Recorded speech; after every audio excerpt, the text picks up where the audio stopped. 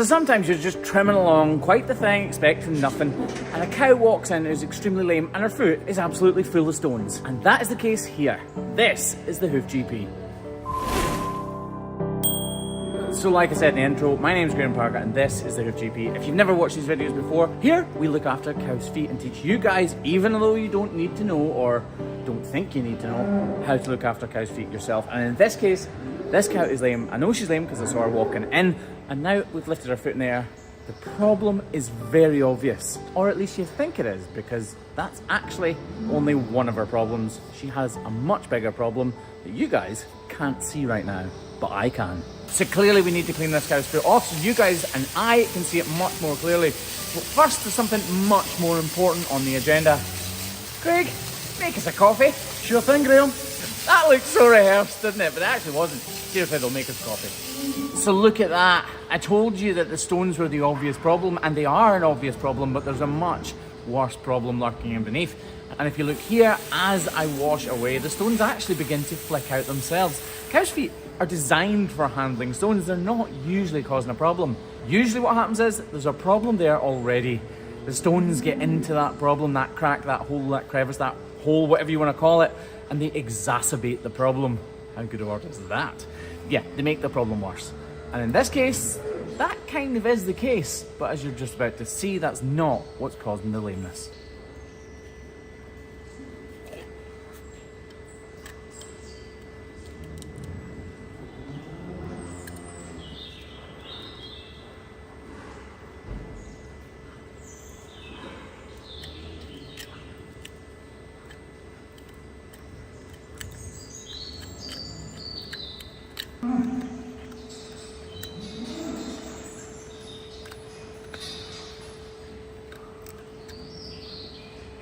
I can actually hear the stones, although I can't see them, I can hear them scratching against my knife.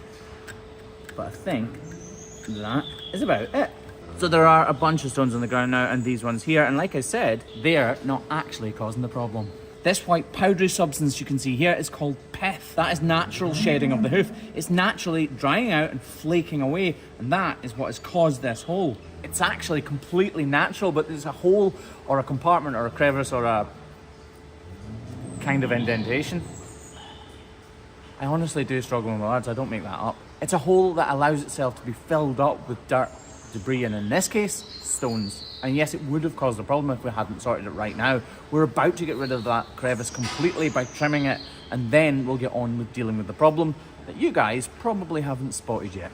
Here's a quick 360 of the foot to give you a bit more of a chance. If you've got any idea what the problem is, let me know in the comments below. And I'll love that comment if you get it right.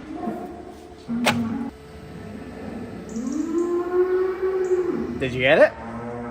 Right, we're going to trim it before answering that question.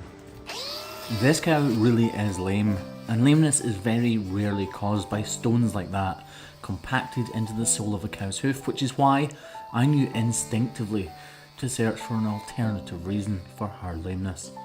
Although stones aren't usually the cause for lameness when they're compacted like that, they can definitely make problems far worse than they would have been without the presence of those stones. And on some occasions, yes, those stones will penetrate through the sole of a cow's hoof and protrude into the corium, the delicate anatomy within a cow's hoof, which would bring on incredible lameness. But like I said, in this cow's instance, that is not the case.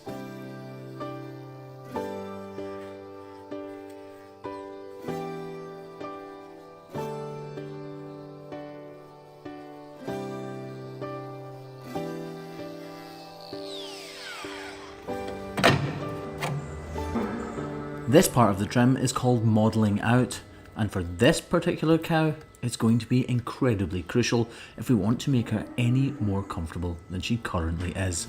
I wasn't expecting that, to be totally honest. This is the start of an ulcer. All of this bruising in here is bleeding of the corium underneath. It's seeping through the cow's foot and resulting in what you can see right here. But still, that is not the problem that I've been quizzing you on. This, however, is. If we open up her feet, you can see a huge growth right up in between those toes, which seriously cannot be comfortable. It's difficult to see, but if I wiggle my finger here, you can see that growth. And every time she steps, it's being squished and stood on. Imagine standing on your finger every time you take a step. That is exactly what is happening with this cow.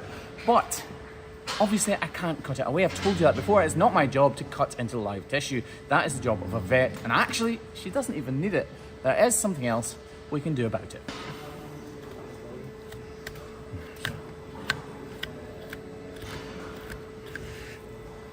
What we can do is we can clear out this interdigital space. We can allow more space for this growth to be squished and contorted in between the feet. So this isn't a 100% long-term fix, but as the hoof's growing, it'll start to close in on it again and it will become a problem. Ideally, we would wave a magical wand and get rid of that growth.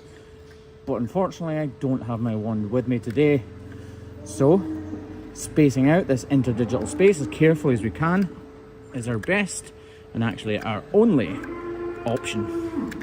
I really want to carve away as much of this as I possibly can, but I also need to get the weight away from this area to stop this ulcer from getting any worse.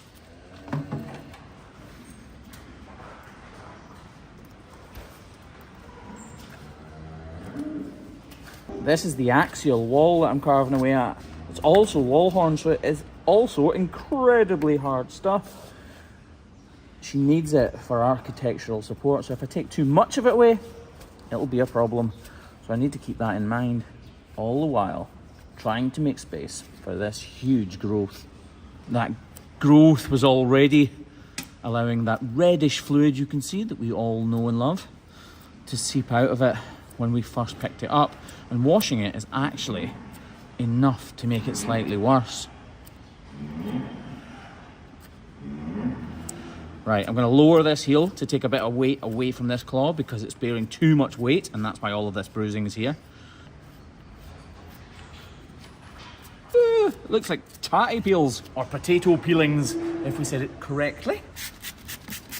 You can actually see that much clearer now if we open up that interdigital space. And if we come right down here, you can see we've made much more squish space to hopefully relieve her pain.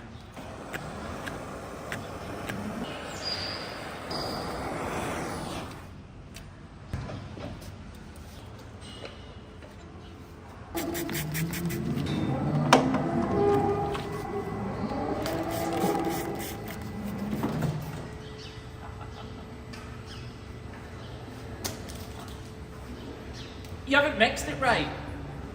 You like it lumpy? I like it lumpy, he says. There are two things in life that I don't like lumpy. One is coffee and the other is a fart. Never trust a lumpy fart. Try to decide if we leave that in or not. We'll leave it in. It's good informational content, isn't it? So I'm not just wasting time and around.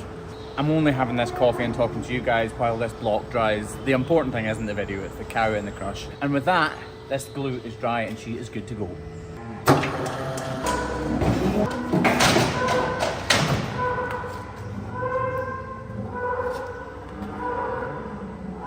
You're welcome.